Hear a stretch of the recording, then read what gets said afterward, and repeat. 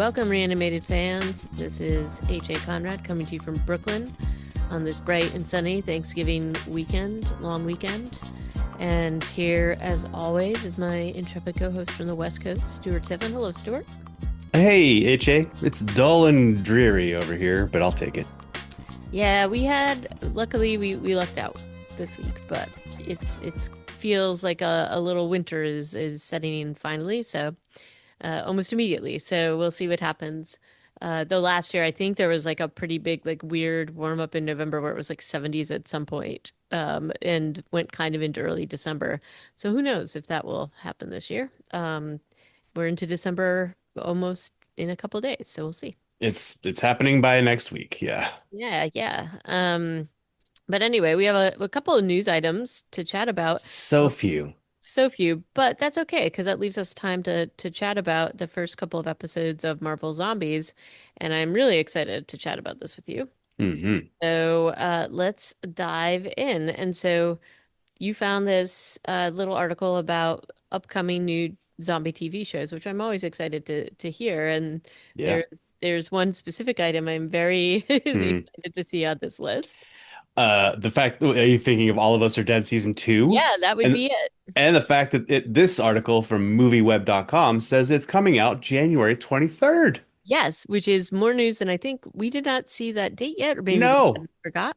Or maybe we just gave up on this show because it keeps not coming out when we hope it will. But January 23rd next year, that's Yep. just 2 months away. Pretty exciting to see what these former high school students, now in their 30s, presumably because it's been so long, what they've been up to. Yeah. So that's very, very exciting.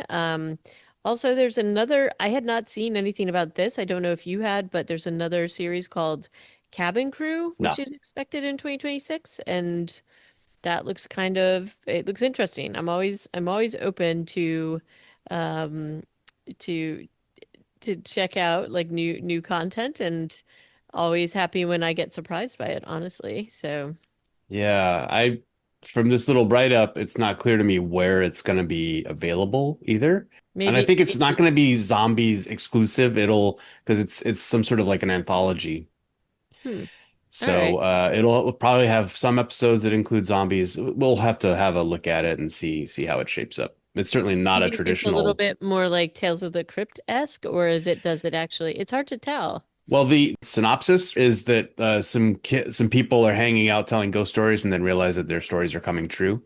So very much not your average zombie fare, but they might tell a ghost story that includes a zombie, and then then you got yourself a zombie episode. It's not a bad way to do serialized anthology horror.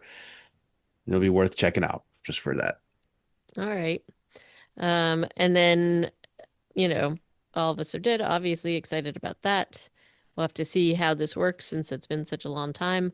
A lot of returning cast members. And then last but not least, The Walking Dead Dead City season 3, which we have yet to watch season 2. So we'll have to, I guess, make a jump into that at some point. But excited regardless. I'm always psyched to see new content, and so we shall see what happens. But Yeah. things to look forward to in the new year, which I'm very excited about. Um, but before we get into 2026, there is a whole little listicle about the best zombie shows and movies of 2025. And I'm very happy that we've covered most of this. So that's pretty heartening. And I was glad to see Elixir was on the list of this little synopsis and roundup. Yeah, it's a pretty short roundup. I think there could be other stuff on here, but they've got Last of Us season two, which, we were a little bit mixed on. Mm, I actually haven't read their, it doesn't look like they're taking a critical eye with their review here. Daryl Dixon season three, which we were pretty mixed on. mm. The Elixir, which we unabashedly loved. And then Marvel Zombies, which we are about to talk about. And then Zomviver, which is on our list and I believe is a series. Yeah, like an 8 episode series. I think it's Thai. And I can't wait to have a look at that too. Yeah. I guess I was more really excited to see both Elixir and Marvel Zombies on here. I don't think these are surprises. But in any case, we'll have to check out the Zomvivor at some point as well. Um, and then last but not least, and salient to our discussion today, there was a whole article about how Marvel zombies have basically overrun the entire multiverse. And so that's kind of scary. Um, but it is on point given what we're going to be talking about today. I don't, I have not watched, I have not been keeping up, I guess, with some of this, but I'm wondering, what do you do once it's taken over every single corner? And does that mean that people have run out of ideas, or if they're gonna like, how far do they play that storyline, right? To Yeah. they dead or undead? I don't even know. So we'll have to see what happens, but you know, I have to say, at least given our short entree into this, I'm pretty much supportive of this whole idea at the moment. Supportive of the entire multiverse being taken Yeah, over by why zombies. not? Why not? I Wow, mean, HA, you've gone evil. You've gone full evil. yeah.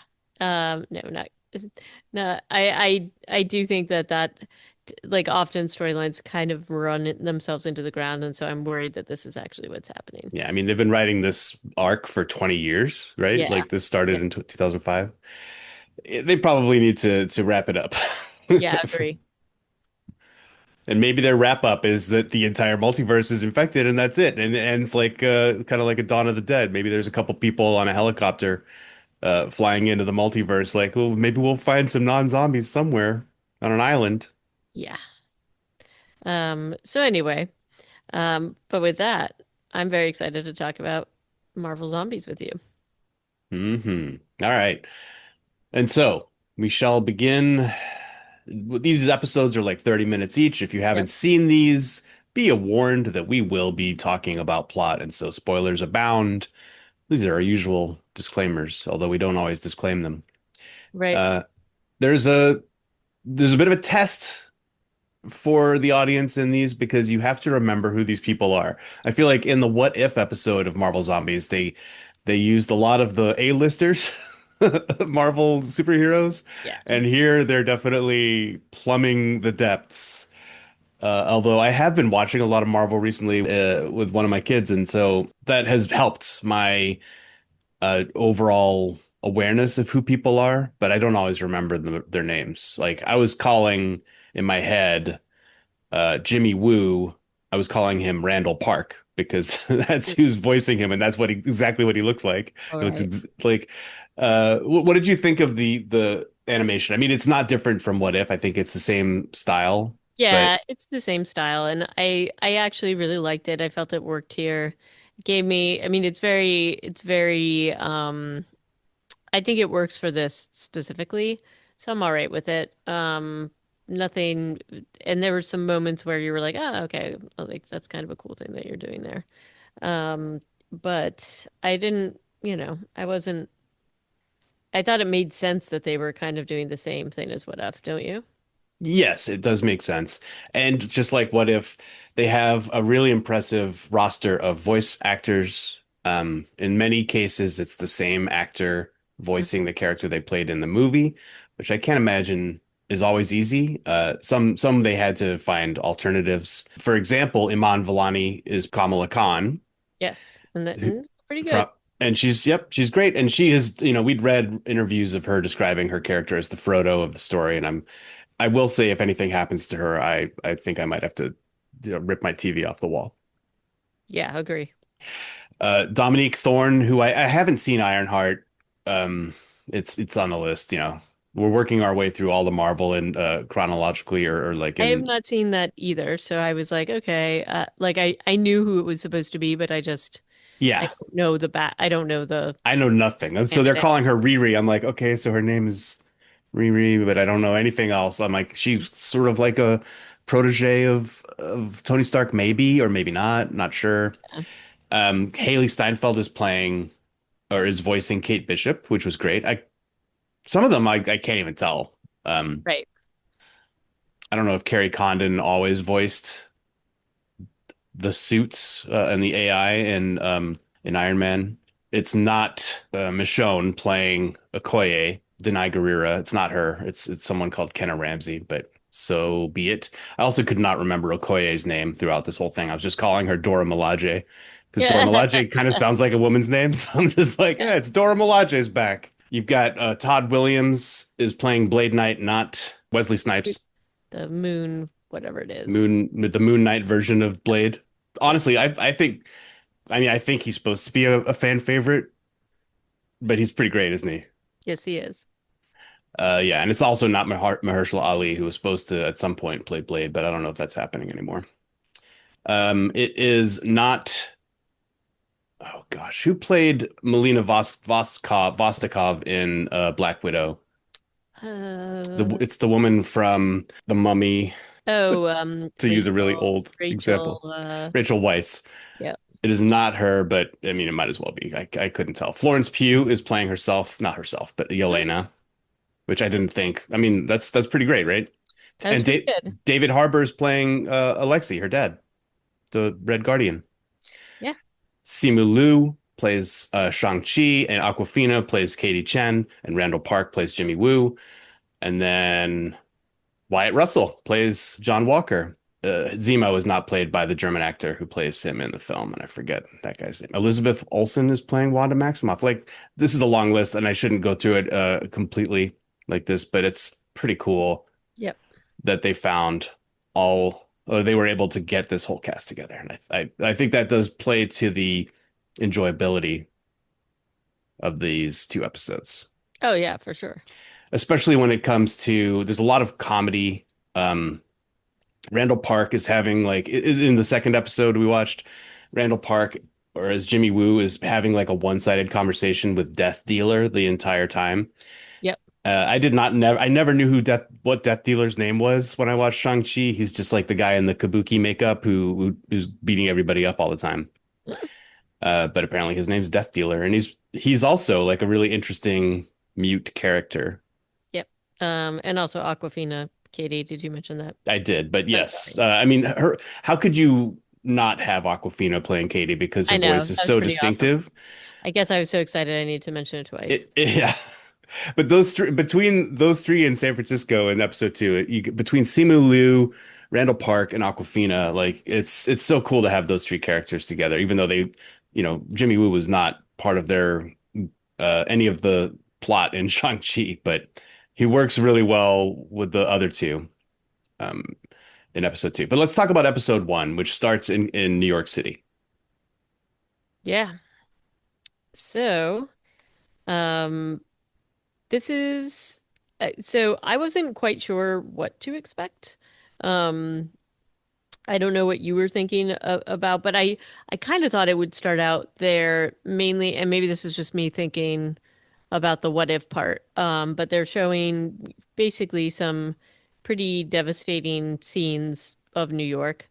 It's specifically Grand Central and like just like the cityscapes and things like that. Um, and it is a wasteland, and it's kind of like the what if line of visuals here. Just where it's a city that's just been totally kind of taken down. Um, so, but the action kind of jumps in pretty quickly with the three characters that we're seeing that they're kind of navigating this, but I like that they're not really giving you like a ton of exposition. You're just kind of thrown into it. I mean, you see that there's zombies and Yeah. then everything kind of just hits. Uh, They are aware as they're navigating New York.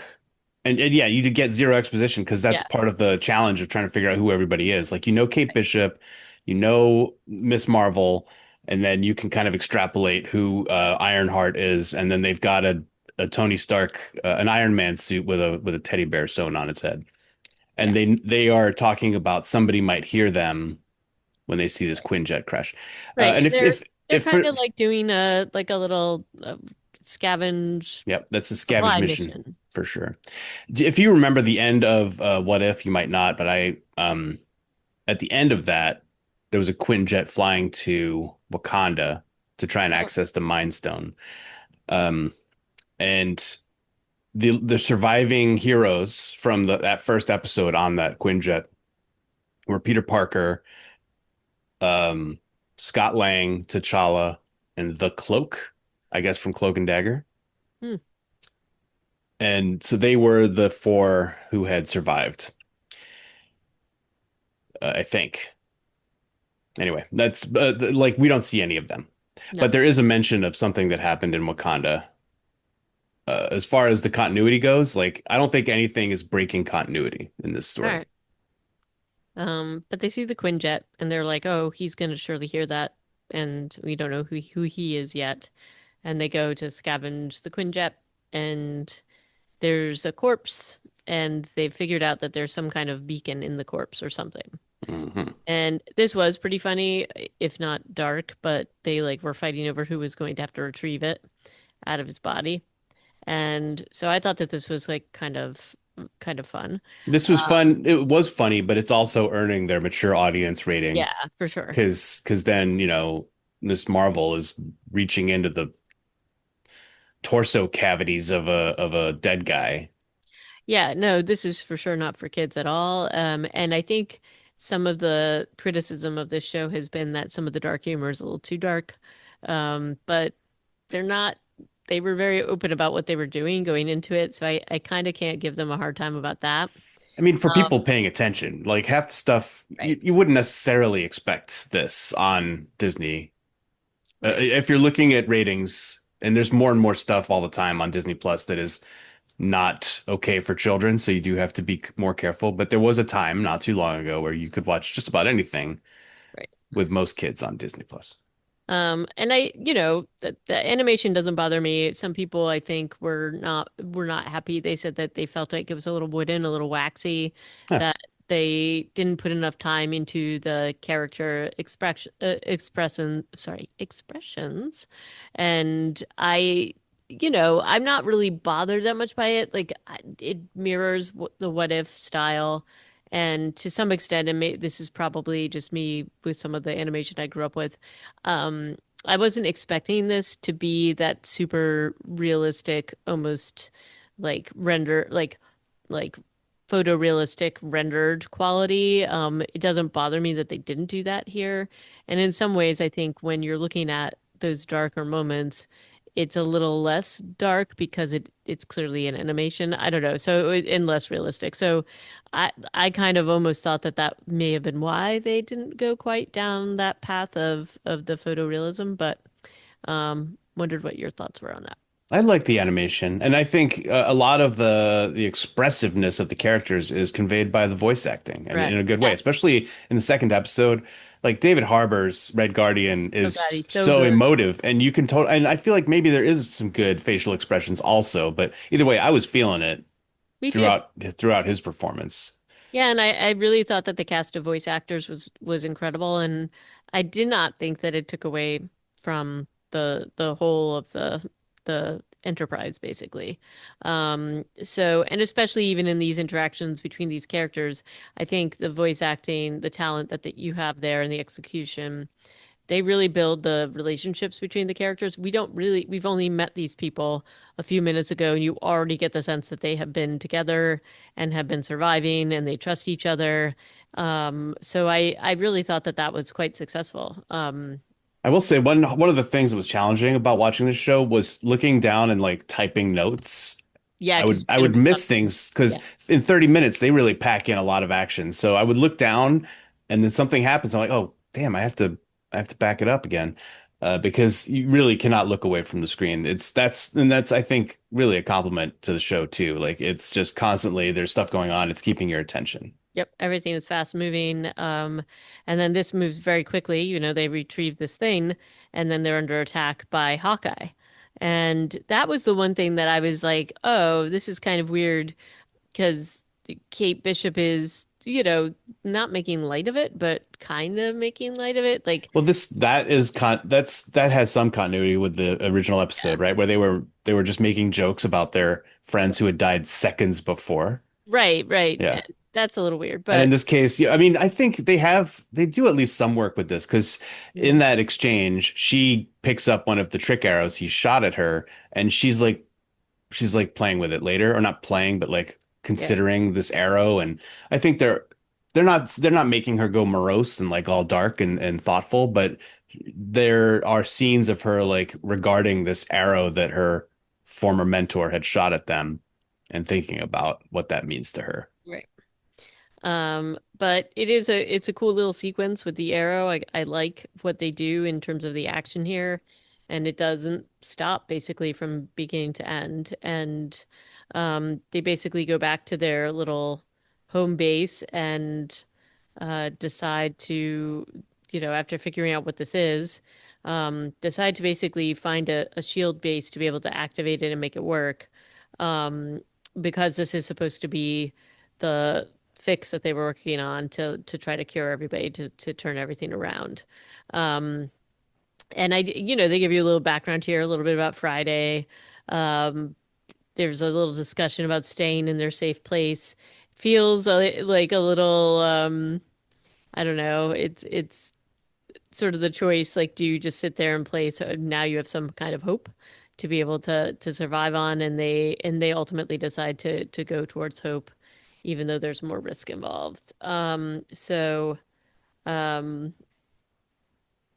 I yeah, and obviously there wouldn't be a story if they didn't do that, but I did like the Yeah. exchange as they decided this. I thought it was pretty I good. mean, so many zombie stories involve having to leave your shelter for Yeah. one reason or another, and then that's part of what that's all about. And now, So they start on their road trip, yeah.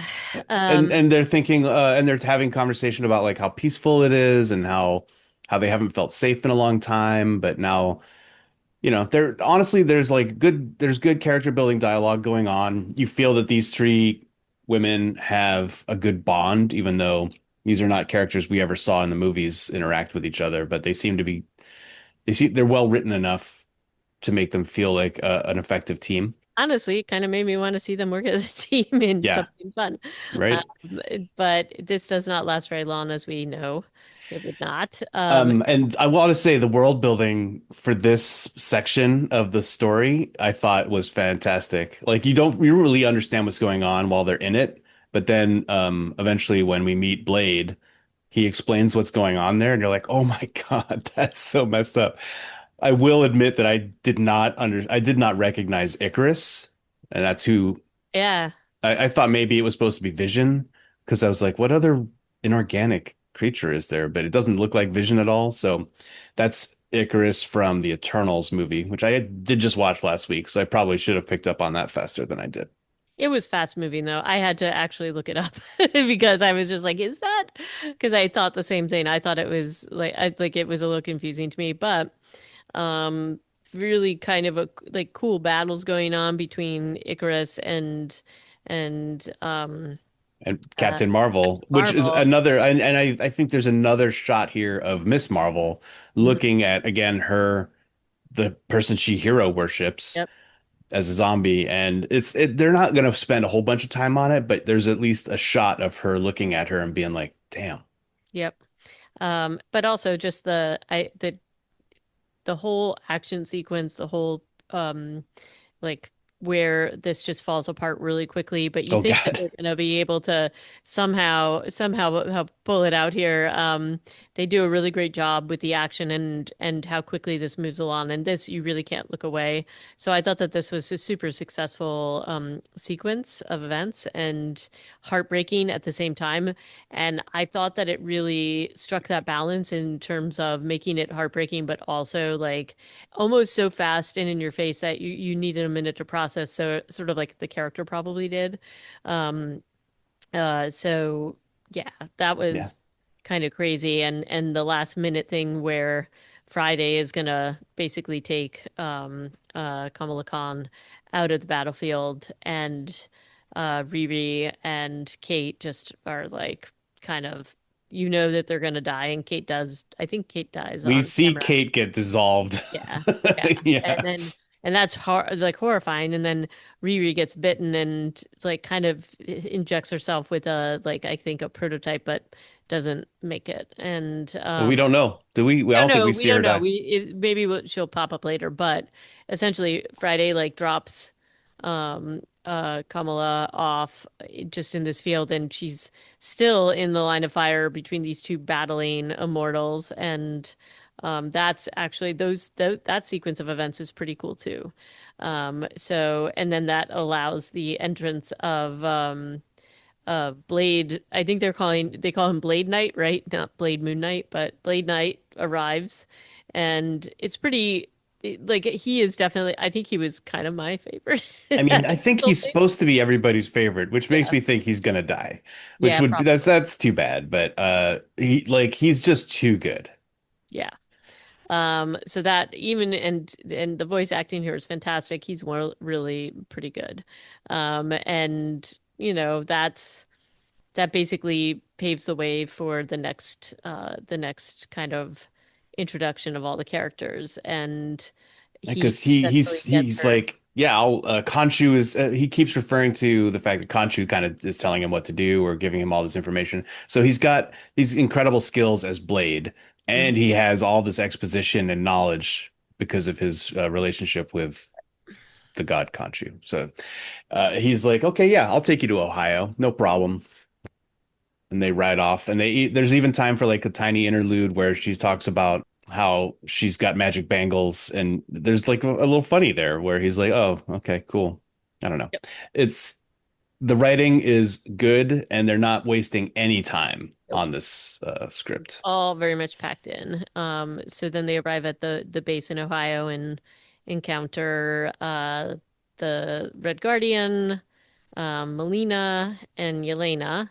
And this is the first time we've seen that the zombies are kind of controlled by this little that they can control them. And there's like a really like funny moment where the zombies like kind of part ways, apart like an ocean, and Blade Knight and Kamala are like driving through them on the motorcycle, and it's just like this weird thing. And basically, they have a whole transmitter to be able to do this. And And uh, this is with canon, because yeah, Black Widow's mom and Yelena's mom in the Black Widow movie created the mind control right. technology for the Black Widows. And it turns out they have a bunch of widows Mhm.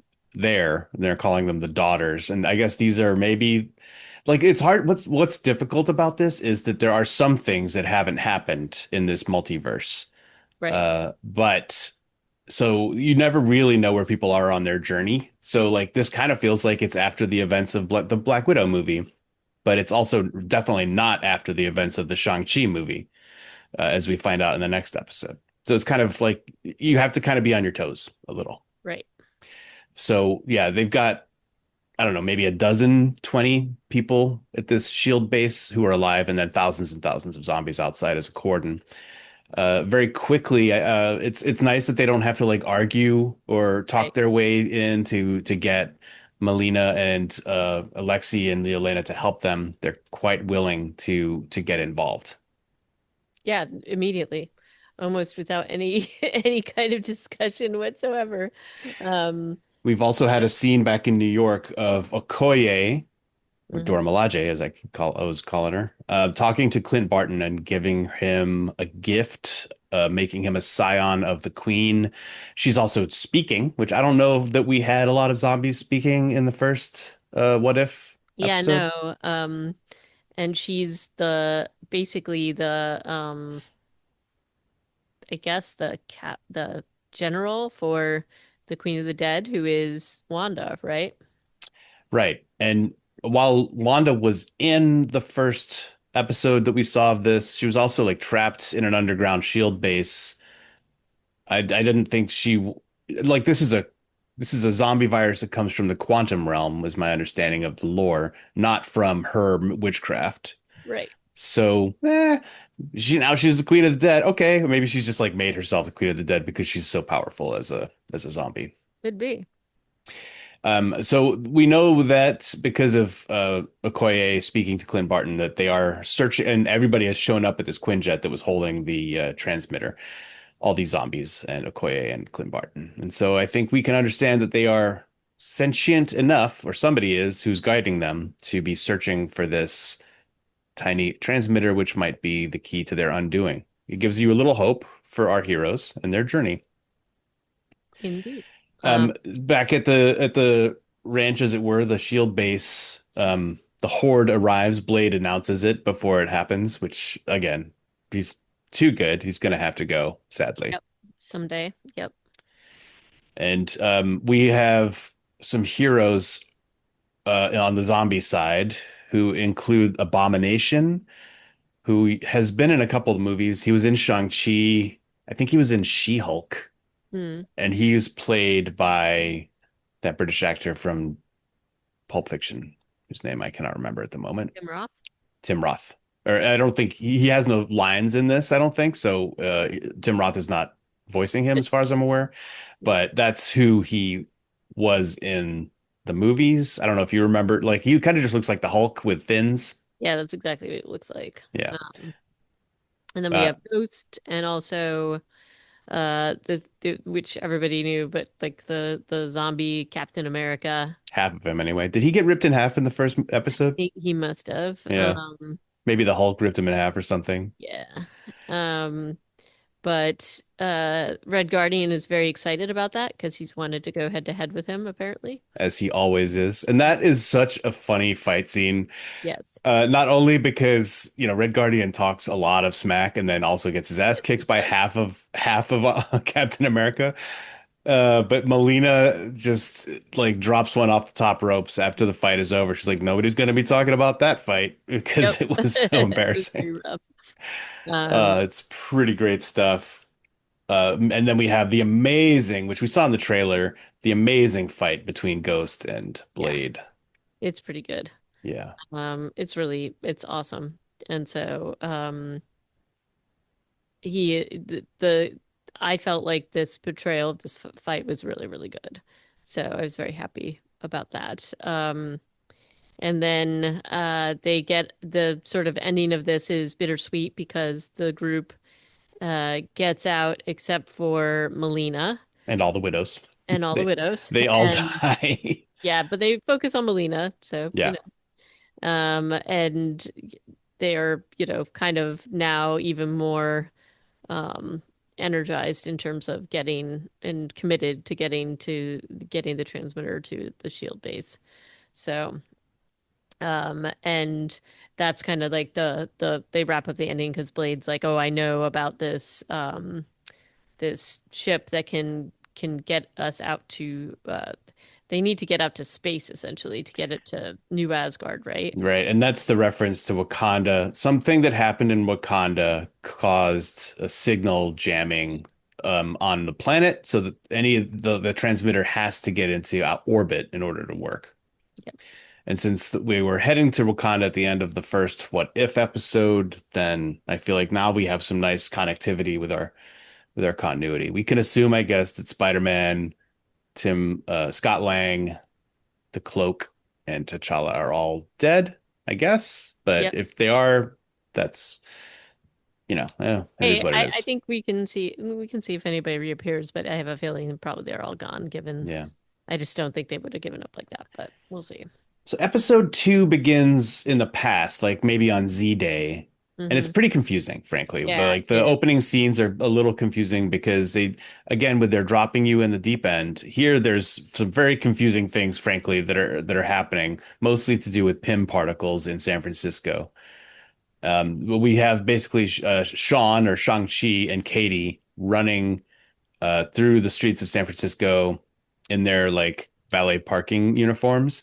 So I Hmm. guess based on what they're wearing, you can assume that the events of the Shang-Chi movie haven't happened. Because also when Sean starts doing kung fu, Katie is like amazed. Oh, you can fight. So then like, okay, Well, now and we're all it's on the same also when page. when Sean's father shows up Yeah. doing his Which thing. is right after he starts doing kung fu. I was honestly really happy to see his whole army show up like that. I thought that was a pretty cool That was cool. thing. And then honestly, what happens between his dad and Shang-Chi is just incredible. Like I Oh, loved, it's loved, so loved hard. that. Yeah, it was really good. And this whole opening sequence is absolute chaos, and there's, Pym particles run rampant, with just giant, giant zombies and Giant seagulls, giant seagulls and bugs. bugs and just everybody, just pure chaos and people kind of getting taken out. And you definitely keep expecting something to happen to Sean or Katie, but it doesn't. And then Jimmy Woo shows up on the scene, but they're getting overrun by at the point where Sean's father shows up, and I mean he's pretty incredible and just jumps into the fray, but also is sort of judgy while doing it. So it's on point, on brand. Yeah. So Um, he's telling Sean to get in the helicopter, and Sean's like, "We have to save these people," and then gets bitten immediately. And so, is his name Wen Wu? yep, Wenwu is the dad. He looks at him and says, "Soft-hearted fool." But then I feel like he's talking to himself, Yep, because the next thing he does is sacrifice himself to save his son. yeah, And and so, yeah, Sean has a basically zombie arm now, but he also has the 10 rings. that And stops the zombie arm. But my question is, do they have to just stay on, or is that gonna well, obviously, he's taken 5 of them off take later him in the off? episode. So I don't know. Yeah, and he uses them constantly. So I guess I wonder if the zombie infection keeps growing while the rings aren't on him or something. Mm. It's a really cool twist for that plot, for that story. I was really happy with it. And then so they get on the helicopter with Death Dealer, the Kabuki man, Hmm. and a few random people. Yep. And one of them, and they have lines, a lot of these random people, because they turn into their like Mad Max crew Hmm. after a 5-year time jump. Yeah, but it's like, fun little musical sequence, a little montage, a little like Oh yeah, it's very lighthearted. They're doing this whole fight choreography to a Journey song in their Mad Max convoy against some Skrulls who are not zombies.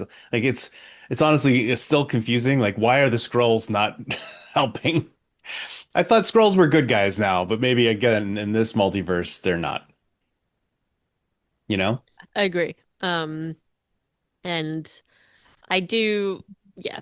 Like I wanted to know how much they had to pay though to use the song, Oh God, the Journey song. I mean, they had to pay a lot to be able to use that, I suspect. yeah, So, um, but maybe it was also softened a little bit by talking all about Journey during this little sequence too. So that was the other kind of funny thing. yeah. And this is where the whole Randall Park having like a monologue converse, but also two-way conversation with Death Dealer. Mhm. And Death Dealer's sitting shotgun in this like Mad Max truck, just casually throwing ninja stars out the window and and destroying Skrull. Not, It's as you just do, nonchalant ninja star throwing.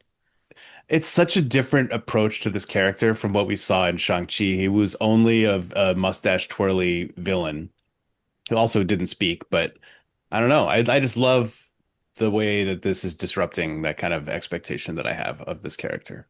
True. And then oh, and we should also mention they're bringing their cows, which we don't know the purpose of this until they get to their destination, which is in New Orleans. And it turns out that there is a boat, which is like the prison, the floating prison called the Raft. And And who's in charge of it? yeah, Zemo. Baron Zemo. Yeah.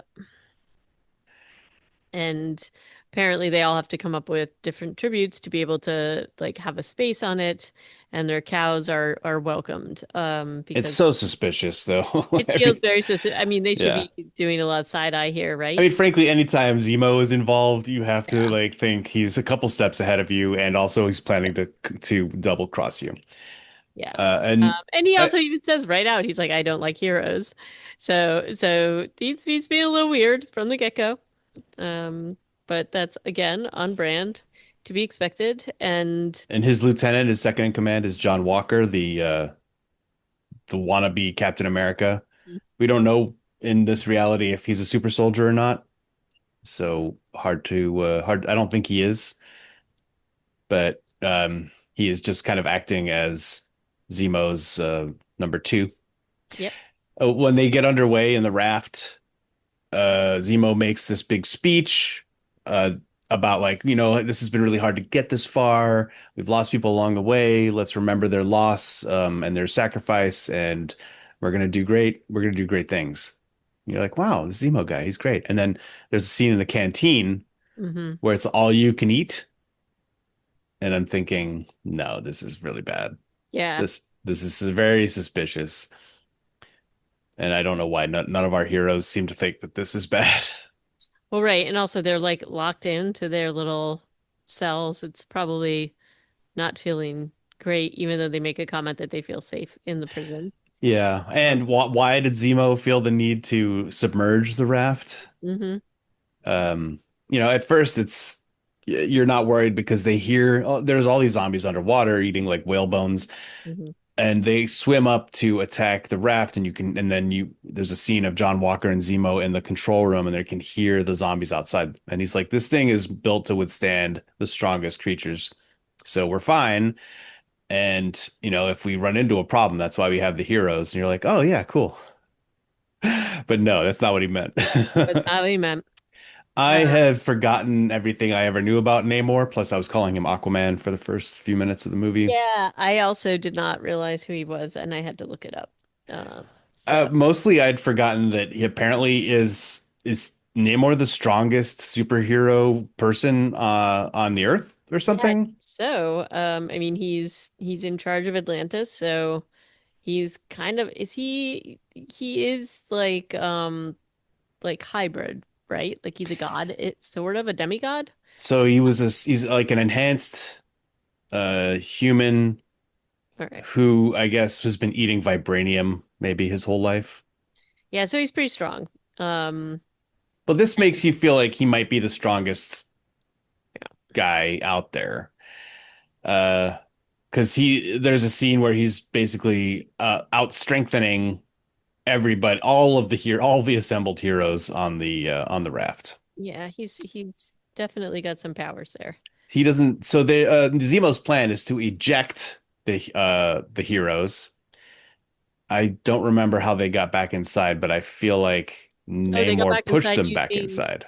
they got back inside because they were in the little the little force field from Kamala. Yeah. And it comes back in because I guess that thing is super powerful, and so he pushes it into it, and it kind of breaches the raft. So the raft easily breached, as it turns out. Namor's now inside. Zemo's like, use the Hulk containment. I love the fact that they have that, but it's not Namor containment. No, Like, it is so not. it's strong. I mean, maybe the Hulk could have broken through Hulk containment too, but certainly Namor can. It only takes him like 5 minutes. Yep. And meanwhile, all the other outside zombies break in, and it's time to use the escape pods. Hmm. Um, and the heroes are just, they're fighting. They're also looking for an escape pod and realizing very quickly that Namor is way too strong for them.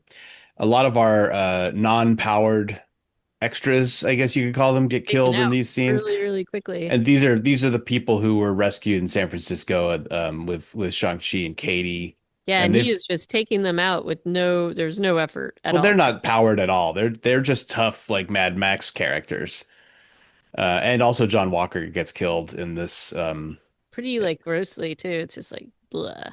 Yeah, but It's as far as I can remember, I think Death Dealer might still be alive, I think he is. and Randall Park, or rather Jimmy Woo, and Katie.